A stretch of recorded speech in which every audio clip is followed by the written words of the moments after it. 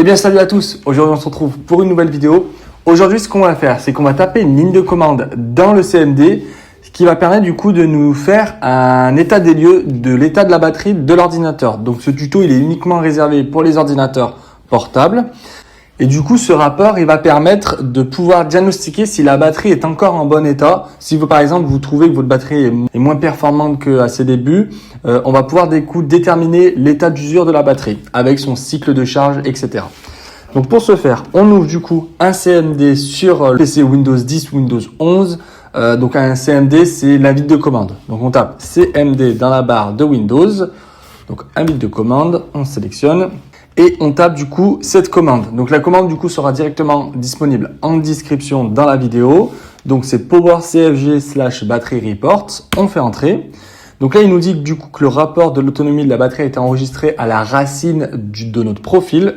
Donc pour consulter le rapport, vous avez deux choix. Soit du coup vous vous rendez dans le dossier C user Hugo et vous avez du coup le fichier. Soit sinon vous copiez cette ligne.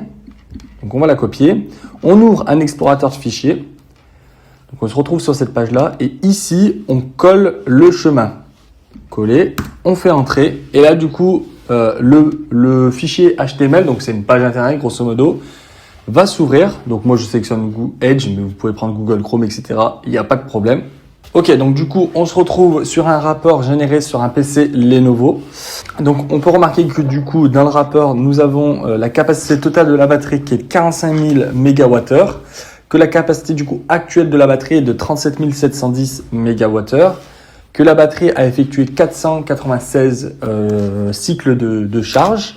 On a la possibilité du coup d'avoir l'historique de l'état de charge de la batterie, donc au moment où la personne a branché le chargeur et au moment où la personne a débranché le chargeur. Donc on a un graphe du coup qui nous montre l'utilisation de la batterie sur les 7 jours. Et ensuite on a l'historique du temps passé sur secteur ou sur batterie de l'ordinateur. Donc pourquoi je fais cette vidéo ? On se rend compte que du coup la batterie a perdu un peu de sa capacité, mais ce qui est normal après pratiquement 500 cycles de charge de batterie. Donc ce qui est conseillé, c'est que quand la batterie a effectué plutôt plus de 1000 cycles de charge, on se retrouve du coup sur une batterie qui commence à être très usée. Là, pour cette machine-là, moi je considère que la batterie est encore fonctionnelle. Même si on a perdu plus ou moins 8000 MWh, l'autonomie de l'ordinateur est toujours bonne. C'est environ 4h30, 5 heures d'autonomie, donc ça reste toujours bon. À partir du stade où vous dépassez les 1000 cycles de charge et que vous descendez sur la moitié des mégawattheures de l'utilisation de la batterie, c'est là où on commence à ressentir vraiment une autonomie dégradée.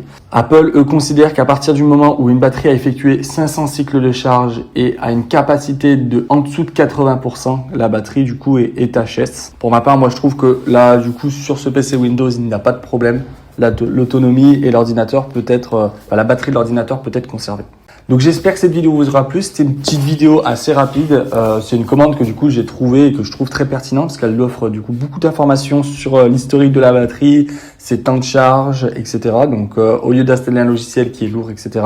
Une ligne de commande ça fait tout. Donc c'est super pratique. J'espère que la vidéo vous aura plu et on se retrouve à la prochaine. Salut!